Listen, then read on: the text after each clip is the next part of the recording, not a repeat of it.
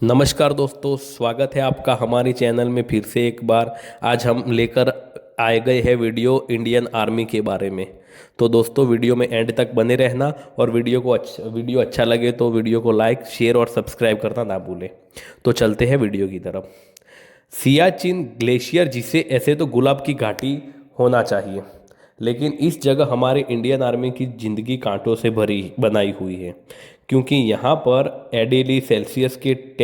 Temperature में अगर किसी ने नहाने की ज़रूरत की तो वो बेहोश तक हो सकता है।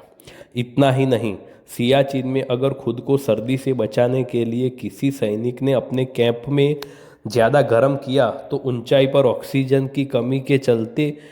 उनका कैंप भस्म तक हो सकता है। लेकिन इनकी यही मुश्किलें यहीं ख़त्म नहीं होती, क्योंकि एक तरफ हम ऐसी जगहों पर अपने पैर तक नहीं उठा सकते, वहीं इन्हें कदम कदम पर अपने कंधों पर 30 से 35 किलो का वजन लेकर पीछे 28 दिन चलना पड़ता है, ताकि यह ग्लेशियर की ऊंचाई पर पहुंच सकें। और इन सभी कठिनाइयों के बाद जानते हुए नहीं खाने के लिए मिलता है जमा हुआ अंडा, प्याज, अदरक, जिन्हें ये काटते नहीं बल्कि तोड़ते हैं। तो फ्रेंड्स, मैं मौजूद हूँ इंडियन आर्मी के बारे में जानने से पहले हम ये जान लेते हैं कि आखिर समुद्र से 2000 फुट की ऊंचाई पर चारों तरफ बर्फ में घिरी हुई इस जगह पर ऐसा क्या हुआ था जिस वजह से हमारे इंडियन आर्मी कोई हाथ दिन रात रहना पड़ता है।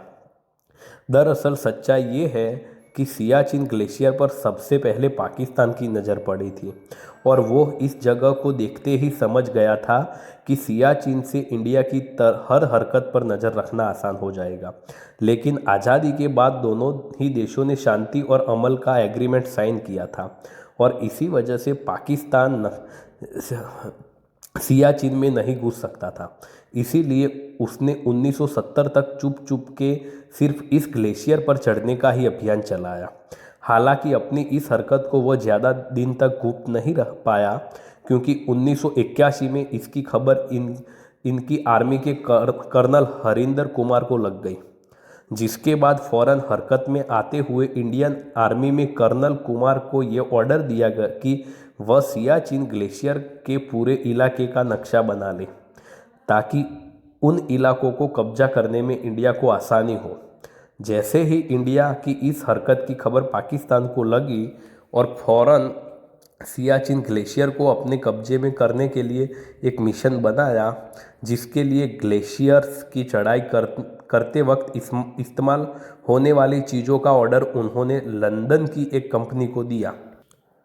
जो पहले से ही इंडिया को ऐसी चीज़ों का सप्लाई करती थी। और आप तो यह जानते ही हो, इंडियन हमेशा सबसे पहले अपना भाईचारा बनाए रखा है। बस इसी भाईचारे की वजह से लंदन की उस कंपनी ने इंडिया को इन्फॉर्मेशन दी कि सियाचिन पर पाकिस्तान कब्जा करने जा रहा है। और फिर क्या था, पाकिस्तान को नाकामयाब करने के लिए 1994 में इंडियन आर्मी ऑपरेशन मेघदूत चलाया, और पाकिस्तान के बीच सियाचिन ग्लेशियर के टॉप पर पहुंचने से एक हफ्ते पहले खुद का झंडा वहां पर गाड़। इसके बाद जब पाकिस्तानी सियाचिन की ऊंचाई पर पहुंचता, तब उसने देखा कि इंडिया ने सियाचिन पर तो कब्जा किया है, और साथ ही उसके वेस्ट में स्थित सर्च और रेंज को भी अपने हिस्से में ले लिया, जहां फिलहाल इंडिया के 100 से भी ज़्यादा बेस कैंप हैं। हालांकि भारत की इस जीत के बाद भी पाकिस्तान सियाचिन पर अपना दावा करता रहा, और इसी वजह से 1994 से 1990 तक दोनों देशों में काफ़ी खून खराबा हुआ। लेकिन एक सच यह भी है कि सियाचिन में गोलियों से ज़्यादा मौतें वहाँ के मौसम की वजह से हुई है, जिसका खोज हमारे union minister of defence Rao Inderjit Singh ने 2015 में लोकसभा को एक लेटर लिखते हुए किया था, और बताया था कि ऑपरेशन मेघदूत के बाद अब तक सियाचिन में मौसम की मार से 69 सैनिकों की जान ले लिए जवानों की हुई मौत से आपको इस बात का अंदाज़ा लग गया होगा कि सियाचिन ग्लेशियर का तापमान सांसों को भी जमा सकता है। वहाँ के हालात कुछ ऐसे हैं कि चाय और प्याज यह या फिर इंसान की सांसें, चुनाव, सब कुछ कम ज़्यादा है, और इसी वजह से हमारे जवानों को ताज़ा पका हुआ खाना बहुत कम नसीब होता है। फिर भी पेट है तो उसको भरना भी तो ज़रूरी है, वह भी ऐसे खाने से जो शरीर को अंदरूनी गर्माहट दे। इसीलिए इंडियन आर्मी को चॉकलेट, गुड़ और चीनी जैसी चीज़ें रोज़ाना दी जाती है। और ये सवाल खाने का तो क्या, चीन इंडिया आर्मी को ज़्यादातर पैन दिखा दिया जाता है, बस गर्म पानी में डालकर पकाए जा सके, क्योंकि यही चीज़ें 0 सेल्सियस में आसानी से पका कर खाई जा सकती है। सोच रहे हो कि इसके लिए पानी की ज़रूरत होती होगी, तो हाँ बिल्कुल होती है। और इसीलिए तो बेचारे बर्फ़ को पिघलाकर उसका ही इस्तेमाल करते हैं, फिर चाहे उन्हें पानी पीना हो या अपने लिए कुछ बनाना हो। अगर साइंटिफिकली देखा जाए तो इंसान जितनी ज़्यादा हाइट पर होता है, उसे अपनी बॉडी में एनर्जी लेवल बनाए रखने के लिए उतनी ज़्यादा कैलोरीज की ज़रूरत होती है। लेकिन दुर्भाग्यवश हमारे सोल्जर्स के साथ चाहकर भी ऐसा नहीं हो पाता। उल्टा कई बार बेस कैंप से पकाया हुआ खाना आता है ना, वह भी चीज़ रास्ते में ऐसे ही जम जाता है और सैनिकों तक पहुँचते पहुँचने उसमें कोई स्वाद नहीं बचता। और यह सवाल इंडियन आर्मी की ट्रेनिंग और उनकी लाइफस्टाइल का तो आंसू। और अब तक आप जान ही गए होंगे कि सियाचिन ग्लेशियर में रहना बच्चों का खेल बिल्कुल नहीं है। यहाँ काम करने के लिए शारीरिक तंदुरुस्ती और जज्बात दोनों का फिट रहना भी। इसीलिए तो यहाँ पोस्टिंग से पहले सभी जवानों के लगभग 5 हफ्तों तक स्पेशल ट्रेनिंग होती है, जिसमें शुरू के कुछ दिन उन्हें कश्मीर में सिर्फ यह सिखाया जाता है कि सियाचिन में उन्हें माउंटेन क्लाइंबर्स की तरफ ज़िंदगी बिताए। इसके बाद जब सैनिक ये लाइफ स्किल सीख लेते हैं, तब उन्हें सियाचिन के बेस कैंप लगाया जाता है, जहां उन्हें इस दिन तक बाकायदा सेना की तरह रेस 2 से लेकर डिफरेंस तक सभी चीज़ों से भाग जाती हैं। और इसी दौरान उनके दिन की शुरुआत रोज़ाना 1 से 1.5 घंटे मिलने वाली फिजिकल ट्रेनिंग से होती है, जिसके बाद उन्हें सियाचिन बिल्कुल स्कूल में ऊंचाई पर बने ग्लेशियर पर चढ़ना उतरना, बर्फीले तूफान का सामना करना जैसी लाइफ सेविंग चीज़ों की ट्रेनिंग दी जाती है। और जैसे ही उनकी यह सब ट्रेनिंग ख़त्म हो जाती है, उसके बाद हर सैनिक टेस्ट पास कर, और जो भी जवान इस टेस्ट को पास करता है उसे ही ऊपर सियाचिन ग्लेशियर में भेजा जाता है, जहां उसकी पोस्टिंग सिर्फ 3 महीनों के लिए ही की हो रही है। वैसे सियाचिन ग्लेशियर में पड़ने वाली धुंध अंदाज़ा आप इसी बात से लगा सकते हो कि वहां मैक्सिमम टेम्परेचर भी 3 डिग्री सेल्सियस है। ऐसे में मैं और आप नहाना तो छोड़ो, पानी के बारे में सुनना भी नहीं जाएंगे। और इसीलिए तो यहाँ पोस्टेड आर्मी के जवानों को भी ना नहाने की हिदायत दी जाती है और ना ही सेव करने की, क्योंकि यहाँ के कम टेम्परेचर में स्किन एकदम नाजुक हो जाती है, जिस वजह से अगर शिविर के दौरान किसी सोल्जर को इंजरी हुई गई तो उसका वह घाव भरने में ज़रूरत से ज़्यादा वक्त लग जाएगा।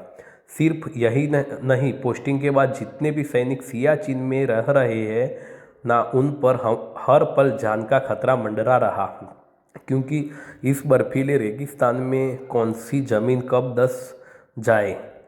कब कहाँ से कौन सा तूफान आ जाए, यह कोई नहीं कह सकता। और इसीलिए यहाँ पर सभी सैनिक खुद को एक रस्सी से बांधकर कहीं भी आते जाते हैं, ताकि ऐसी कोई भी सिचुएशन में एक दूसरे की मदद कर सकते। फ्रेंड्स, अब आपको ये अंदाज़ा हो गया कि क्या खतरनाक जगह अलग लेवल खतरनाक। बस इनकी यह समस्या यहीं पर ख़त्म नहीं होती, क्योंकि सियाचिन बेस कैंप से ऊपर ग्लेशियर तक इंडियन आर्मी को महीने का राशन सिर्फ कुछ ही सेकंड में मिलता है। मतलब सियाचिन के मौसम और वह चलने वाली 160 किलोमीटर प्रति घंटे की हवा में किसी भी हेलीकॉप्टर को उड़ा पाना मुश्किल है। और इसीलिए वहाँ पर खास हेलीकॉप्टर चीता को चढ़ाया जाता है, जो महीने में एक ही बार सिर्फ 3 सेकंड के लिए ऊपर बनाए गए हेलीपैड ऊपर राशन डीलर करता है, ताकि उनके किसी भी मूवमेंट की भनक दुश्मन को ना लगे। अगर आपको लग रहा है कि सियाचिन ग्लेशियर में रहने वाली सैनिकों की मुसीबतें सिर्फ यहीं तक है, तो मैं बता दूं, ऐसा भी बिल्कुल नहीं है, क्योंकि सियाचिन इंडियन आर्मी को दुश्मन के साथ साथ मौसम से भी दो हाथ करना पड़ता है, जिसमें कई बार सिचुएशन ऐसी ख़राब हो जाती है कि नींद नहीं ऑप्शन की कमी है, सैनिक की मौत हो जाती है और इसीलिए या रहने वाले हर सैनिक को अपने कदम बहुत फूंक फूंक कर रखना पड़ता है, सावधानी के साथ लंबी सांस लेते हुए। क्या पता कब कौन सी लापरवाही उनकी जान ले ले। लेकिन ऐसा नहीं है कि ये समस्या सिर्फ सैनिकों तक किसी में है, क्योंकि यह सैनिक अपना घर परिवार छोड़कर हमारी हिफाजत के लिए बर्फ के ऐसे रेगिस्तान में रह रहे हैं जहां उनका मरना भी हमारे लिए किसी शराब से कम नहीं है। इसीलिए तो इनकी जिम्मेदारी भारत सरकार ने उठा रखी और रोजाना सियाचिन ग्लेशियर पर मौजूदा 3,000 से ज़्यादा सैनिकों ऊपर 6 करोड़ रुपये खर्च करती है, ताकि उन लोगों तक खाना पीना और ज़रूरत की सभी चीज़ों को पहुंचाया जाता है। केवल इतना ही नहीं, इन सैनिकों को बर्फीली हवा और दुश्मनों से सुरक्षित रखने के लिए इंडियन गवर्नमेंट से इनके लिए 7,500 करोड़ के माउंटेनियरिंग रिक्रूटमेंट भी खरीदे हैं, जिसमें उन्हें पहाड़ चढ़ने उतरने में और दुश्मनों से लड़ने में मदद मिलती है। हालांकि भाई लोग, यह सभी चीज़ें बस यही सवाल उठाती है कि आखिर क्यों सियाचिन ग्लेशियर में इंडिया के लिए इतना ज़रूरी है, जिस वजह से सरकार ने वहां जानलेवा परिस्थितियों में भी हमारी सेना को तैनात करके रखा है। दरअसल आप लोगों को जानते हैं,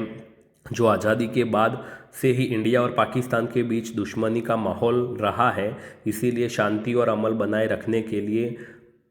1948 में कराची एग्रीमेंट और 1972 में शिमला एग्रीमेंट दोनों ही देशों ने ये तय करते हुए साइन किया था कि काराकोरम की पहाड़ियों के पास मौजूद सियाचिन ग्लेशियर में कोई भी ऐड नहीं करेगा। लेकिन हमने पहले स्क्रब किया, क्योंकि भारत नहीं चाहता था कि कार्यक्रम की पहाड़ियों में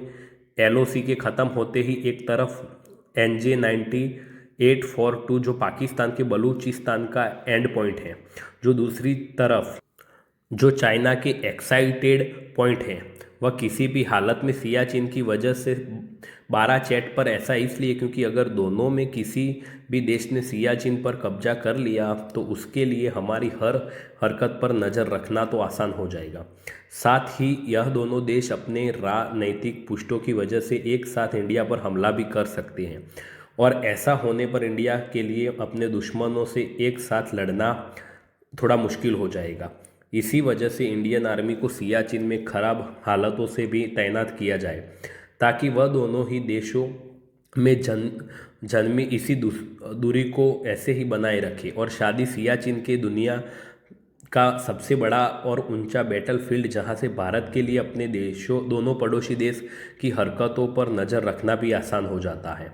इन्हीं सब वजहों से हमारी आर्मी को सियाचिन में रूह जमा देने वाली ठंड में भी रहना पड़ता है, किंतु इसमें कोई दो राय नहीं है कि हमारी सरकार सियाचिन में रह रही इंडियन आर्मी के हालात को सुधारने की काफ़ी कोशिशें कर रही है।